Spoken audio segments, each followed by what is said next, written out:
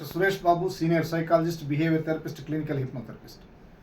ఈరోజు ఈ వీడియోలో బ్రెయిన్ని డ్యామేజ్ చేసే అంశాలు. నిజంగా బ్రెయిన్ డ్యామేజ్ అవుద్దా, డిస్టర్బ్ అవుద్దా అంటే ఈ అలవాట్లు ఎవరిలో అయితే ఉంటుందో లాంగ్ పీరియడ్లో, ఒక రోజు 2 రోజులు కాదండి, లాంగ్ పీరియడ్లో ఇదే అలవాటుతో కంటిన్యూ అయితే బ్రెయిన్ డ్యామేజ్ అవుతుంది. దీని ద్వారా బ్రెయిన్ ఫాగ్, కన్ఫ్యూజన్, డిస్టర్బెన్సెస్ ఇవన్నీ జరుగుతాయి. మొదటిగా అసలు నిద్ర లేకపోవడం.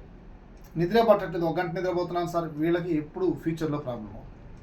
2, అతిగా షుగర్స్ తీసుకున్నాను, హై షుగర్స్ని తీసుకునేవాళ్ళు, ఈ పచ్చిగా చాక్లెట్స్, పచ్చిగా స్వీట్స్ ఇవి తీసుకునే వాళ్ళకి ప్రాబ్లం అవుతుంది, బ్రెయిన్ డిస్టర్బెన్స్ అవుతుంది, ఫ్యూచర్లో ఖచ్చితంగా మూల్యం చెల్లించుకోవాలి. ఇక 3వది భయంకరమైన చెడు అలవాట్లు, గుట్కా, సిగరెట్, వీటిని కంటిన్యూషన్గా చేసేవాళ్ళు. సిగరెట్లు, గుట్కా, ఆల్కహాల్ ఇటువంటివి అంటే కంటిన్యూగా ఒక అడిక్షన్ లాగా చేసేవాళ్ళు.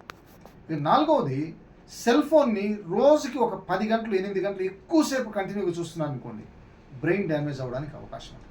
ఇక బ్రెయిన్ డ్యామేజ్ విషయంలో పచ్చి ఫుడ్స్ ఏవంటే అవి రకరకాల ఫుడ్స్, అన్నెసరీ ఫుడ్స్, ఇవి ఎక్కువగా ఇంటేక్ చేయడం, ఈ లక్షణాలు కానీ ఉంటే బ్రెయిన్ డ్యామేజ్ అవ్వడానికి అవకాశం ఉంది. బ్రెయిన్ డ్యామేజ్ అంటే బ్రెయిన్ బయలుపోద్దని కాదండి, డిస్టర్బెన్స్ అయిపోయి బాడీకి మైండ్కి కోఆర్డినేషన్ లేకుండా డిస్టర్బెన్స్ అవుతుంది. అందుకని డియర్ ఫ్రెండ్స్, ఈ వీడియోని అనేక మందికి షేర్ చేయండి, అలర్ట్గా ఉండమని, బ్రెయిన్ని యాక్టివ్గా చేసుకోమని మీ doctor Suresh Babu. Thank you.